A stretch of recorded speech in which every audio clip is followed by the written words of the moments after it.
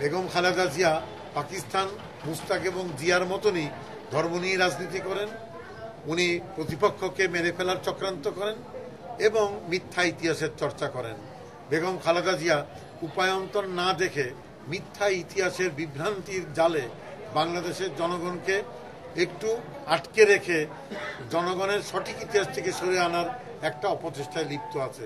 আপনারা জানেন 15 আগস্টে কে কাকে খুন করেছে, কিভাবে খুন হয়েছে, এবং আপনার স্বামী জেনারেল জিয়াউর রহমান এবং আপনি বেগম খালেদা জিয়া দীর্ঘ রাজনৈতিক জীবনে ওই 15 আগস্টের খুনির পক্ষ নিয়েছিলেন। সুতরাং 15 আগস্টের খুনের সঙ্গে খন্দকার মুস্তাক এবং আপনার স্বামী জড়িত। সুতরাং সেখানে আওয়ামী লীগ জাসদের কোনো সম্পর্ক নেই।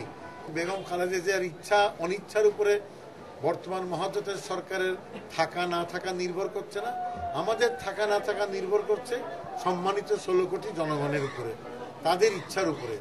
আমরা জনগণের দিকে তাকিয়ে আছি, জনগণের সেবা করছি। আর বেগম খালেদা জিয়া উনি নিজের পিঠ বাঁচানোর চেষ্টা করুন।